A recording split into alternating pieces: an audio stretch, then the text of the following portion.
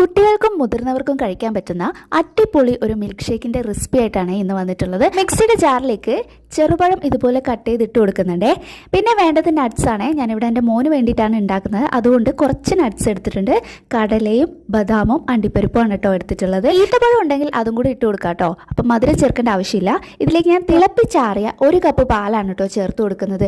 വലിയവർക്ക് കൊടുക്കാനാണെങ്കിൽ ഇത് കട്ട പാലാണ് കേട്ടോ ചേർക്കേണ്ടത്. നന്നായിട്ട് അടിച്ചെടുത്തുകൊണ്ട് വന്നിട്ടുണ്ട്. ഇനി അവനെ കുടിപ്പിക്കലാണ് ടാസ്ക്. അതിനായിട്ട് ഞാനിവിടെ ഒരു ഗ്ലാസ് എടുത്തിട്ടുണ്ട്. ഇത് ജ്യൂസ് കുടിച്ചതിൻ്റെ ഗ്ലാസ്. ഇങ്ങനത്തെ ജ്യൂസ് ഗ്ലാസ്സിലൊക്കെ കൊടുത്താൽ മാത്രമേ അവൻ കഴിക്കാറുള്ളൂ കേട്ടോ. കുട്ടികളെ ഫുഡ് കഴിപ്പിക്കാൻ എന്തൊക്കെ ടെക്നിക്ക് എടുക്കണല്ലേ.